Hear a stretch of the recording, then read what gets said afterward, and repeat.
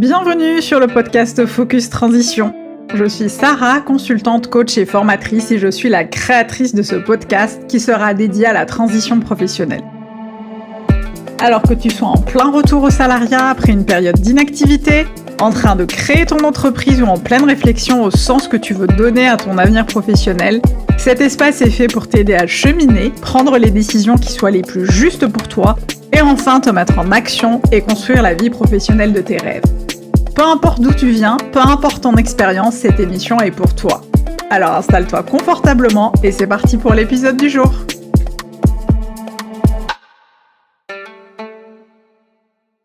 Hello, je suis ravie de vous retrouver dans ce nouvel épisode de Focus Transition, j'espère que vous allez bien. Aujourd'hui, on va parler de l'intelligence artificielle, des outils d'intelligence artificielle et plus précisément de ChatGPT. D'ailleurs, certains diront que ce n'est pas vraiment une intelligence artificielle, mais je ne vais pas m'étaler là-dessus, sinon on va en avoir pour 2 heures et je vous laisserai aller vous renseigner, comprendre sur quoi est basé ChatGPT, comment cet outil fonctionne, sur comment cet outil a été créé et comment il fonctionne et sur quoi il est basé. Donc voilà, je vous laisserai faire la recherche. En revanche, aujourd'hui, je voudrais vous parler des choses à ne pas faire avec ChatGPT. Et puis, on va parler justement de quelles sont les différentes étapes. Il y en a 8, en tout cas, j'en ai recensé 8.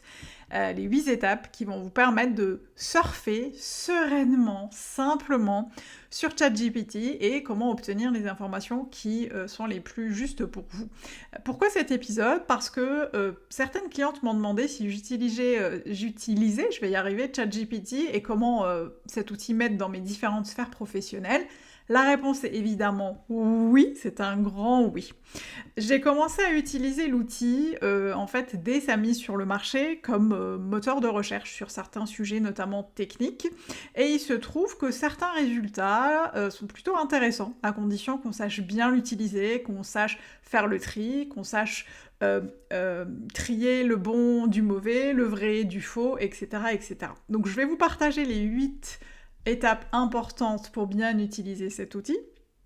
Mais avant, comme je vous le disais, je vais vous partager des choses à ne surtout pas faire avec l'outil. Et pour moi, c'était important de commencer avec ça pour poser des bonnes bases pour justement bien l'utiliser. Alors, il y a 3 choses que je déconseille de faire avec l'outil ChatGPT et avec tous les outils basés sur une intelligence artificielle ou des outils qui vont vous donner des informations servies sur un plateau d'argent. La première chose, c'est de ne pas les croire à 100%. En tout cas, l'erreur à ne pas faire, c'est de les croire à 100%. Ces outils-là provide, je trouve pas le mot en français, fournissent parfois des bêtises.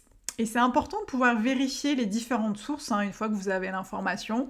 Ça peut être intéressant d'aller quand même checker, vérifier que la source est bonne, que l'information est véridique, etc., etc. La deuxième chose, c'est l'erreur à faire, ou en tout cas l'erreur à ne pas commettre. La chose à ne pas faire, c'est quand vous pensez qu'il faut vous lui faire votre job. C'est une erreur que beaucoup d'entrepreneurs, et pas que d'ailleurs, font, c'est lui faire le job à 100%. Et surtout, si votre job, c'est l'accompagnement, la formation, le coaching, la thérapie, whatever, vous avez besoin de faire votre boulot à 100%. C'est ok d'être accompagné, c'est ok d'être guidé, c'est ok d'avoir des inputs, c'est ok de pouvoir trouver énormément d'informations, des ressources intéressantes, etc., etc. Mais il est hors de question que l'outil fasse tout le boulot à votre place. Je pense notamment à la création de contenu. Je trouve que les contenus qui sont créés à 100% par l'IA manquent de sens, manquent de profondeur, manque de gravité parfois, et vous allez vite en voir les conséquences parce que aujourd'hui les gens savent très bien quels sont les contenus qui sont créés avec une intelligence artificielle ou avec ChatGPT et quels sont les contenus qui sont créés par des êtres humains. Donc c'est important de ne pas faire le taf à 100% par l'outil. Et la troisième chose, c'est qu'il faut rester c'est important de rester à l'affût des nouvelles fonctionnalités, et l'erreur qu'on peut faire parfois, c'est de ne pas forcément s'intéresser à ce qui se fait, de ne pas forcément s'intéresser aux innovations, de rester un petit peu sur ses acquis, et je trouve que plus vous serez parmi les pionnières à utiliser l'outil, à vous documenter sur les innovations, etc., mieux vous saurez l'utiliser, et vous ne serez pas à la traîne parce que vous aurez pris le temps en fait de vous familiariser avec l'outil.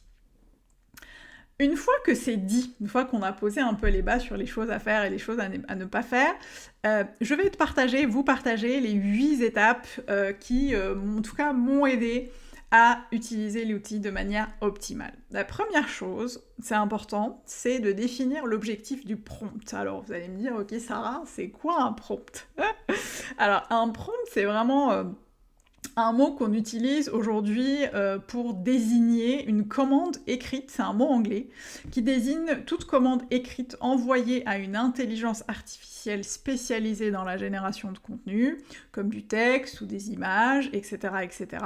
En fait, c'est une instruction que l'on donne à un algorithme qui va ensuite interpréter et proposer un ou plusieurs résultats. Donc c'est important de définir l'objectif du prompt, c'est important de commencer par avoir une idée claire de ce que vous voulez accomplir avec votre prompt, parce que c'est important de commencer tout de suite par quelque chose de spécifique, une question spécifique, une demande de création ou une résolution de problème spécifique, avec un objectif clair. La deuxième chose, c'est d'être précise dans vos détails.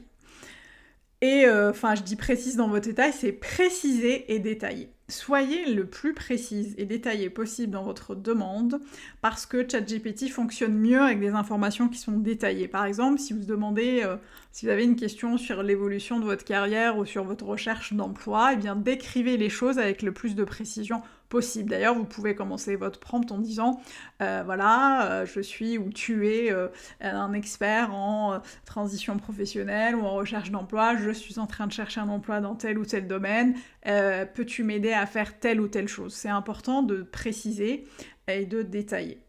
La troisième chose, c'est de donner du contexte.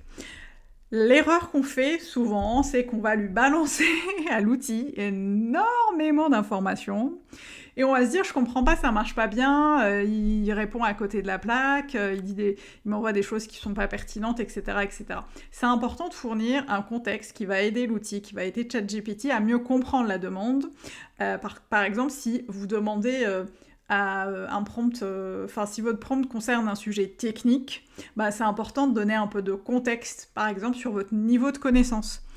J'entends par exemple des clientes qui me disent oui, j'ai cherché telle ou telle chose sur ChatGPT, mais il m'a donné des informations que je connaissais déjà, moi je voulais quelque chose de plus avancé, donc c'est compliqué. Alors effectivement, c'est important d'expliquer votre niveau de connaissance par rapport au sujet que vous voulez, sur lequel vous voulez vous renseigner. La quatrième chose, c'est la clarté et la concision. C'est ce que je disais un petit peu avant. C'est bien d'être détaillé, mais c'est aussi hyper intéressant et hyper important de rester clair et concise. C'est important d'éviter les ambiguïtés, les phrases trop longues, les phrases entre parenthèses, parce que vous ne parlez pas à un être humain, vous parlez à une machine, et ça peut porter à confusion.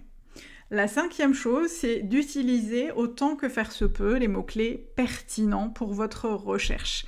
Ça peut être intéressant parce que ça va aider ChatGPT à comprendre rapidement le sujet de la demande, à aller chercher là où il faut et surtout à vous aider à avoir des informations qui sont les plus pertinentes pour vous sans que vous perdiez votre temps. Parce que l'idée, c'est pas qu'on perd 3 heures sur ChatGPT à chercher une information que vous pouvez avoir en 2 minutes ou moins que ça. Donc c'est important d'utiliser des mots-clés pertinents. Ensuite, la sixième chose, c'est la séquentialité, c'est important, notamment si votre demande est complexe. S'il y a plusieurs choses dans la demande, s'il y a plusieurs demandes dans la demande, il ne faut pas hésiter à la diviser en plusieurs questions, plusieurs prompts. Je me souviens avoir discuté de ça avec mon mari, je lui disais je comprends pas, ma demande est hyper spécifique, c'est très clair, je détaille tout, j'écris 3 paragraphes pour écrire ma demande et ça marche pas. Et il m'a dit c'est normal parce qu'en fait ta demande il faut la séquencer, il faut commencer par une première demande, demande, ensuite itérer, une deuxième demande, etc. etc. Donc c'est important de construire progressivement les choses pour avoir une réponse et surtout le résultat que vous cherchez. Et justement, en parlant d'itération, le septième point, c'est le feedback et l'itération. Si la première réponse de ChatGPT ne vous convient pas ou répond pas à vos attentes tout de suite, c'est important de lui dire, en fait tout simplement, mais vraiment de lui dire que ça ne va pas, et puis du coup, ça permet d'affiner la demande. Vous pouvez préciser ce que vous avez aimé, ce qui vous a manqué, ce que vous voulez que l'outil garde, ce que vous voulez que l'outil enlève, etc., etc. Et c'est comme ça que vous allez affiner au fur et à mesure, un peu en mode entonnoir, vous allez élaguer pour arriver à une réponse juste. Pour vous. Je vous dis ça parce qu'en fait, plus vous allez vous exercer à faire les choses comme ça, plus ça va être simple pour vous, plus vous allez prendre l'habitude et plus vos recherches vont se passer de la manière la plus optimale possible. La 8e et la dernière chose, c'est de ne pas avoir peur d'explorer des choses qui sont pas habituelles pour vous, d'explorer des idées créatives, parce que ChatGPT va aller chercher dans un ensemble en fait de ressources et qui va elles vont générer une grande variété de demandes, une grande variété de réponses, et parfois vous allez avoir des choses qui sont un peu uniques, qui sortent de l'ordinaire, dont vous n'aviez pas forcément entendu parler, dont vous aviez pas forcément, auxquelles vous n'aviez pas forcément pensé, et ça peut être intéressant d'ouvrir un peu ces chakras, de think out of the box, et de dire, ok, si j'avais une baguette magique, voilà ce que je demanderais, qu'est-ce que je peux avoir ? C'est intéressant d'entraîner l'outil à aller chercher et creuser. Donc c'est important de poursuivre un peu cette trame, évidemment, la liste n'est pas exhaustive et je ne suis absolument pas une experte de l'outil. Je vous partage simplement mon expérience de l'utilisation de l'outil, ce qui me semblait important avec un feedback déjà une prise de recul de plusieurs mois sur l'outil. Je trouve que c'est intéressant, je trouve que c'est un outil qui peut vraiment nous apporter des choses, encore une fois, à condition qu'on sache l'utiliser et qu'on évite de faire des erreurs avec. Et surtout, plus vous allez l'utiliser, plus vous allez commencer à vraiment l'utiliser comme des chefs, et surtout, ça va pouvoir servir vos différents objectifs. Donc n'hésitez pas d'ailleurs à me le dire en commentaire si la plateforme d'écoute le permet, ou sur Instagram ou par mail, contact@sarabenziane.com. N'hésitez pas à me dire si vous l'utilisez, comment vous l'utilisez, est-ce que vous êtes pour, est-ce que vous êtes dans la team à fond ChatGPT, ou est-ce qu'au contraire vous limitez l'utilisation. N'hésitez pas à nous le partager. N'hésitez pas aussi à partager le podcast si le sujet peut aider ou peut aider des personnes de votre entourage à cheminer ou à comprendre l'outil. N'hésitez pas aussi à noter l'épisode de podcast, celui-là ou les autres d'ailleurs, s'ils vous ont aidé à cheminer, notamment dans votre sphère professionnelle. On arrive à la fin de cet épisode. J'espère que ça vous a plu, que ça vous a aidé. Et moi, je vous retrouve au prochain épisode. Et d'ici là, n'oubliez pas, votre transition professionnelle mérite toute votre attention. À très vite. Ciao.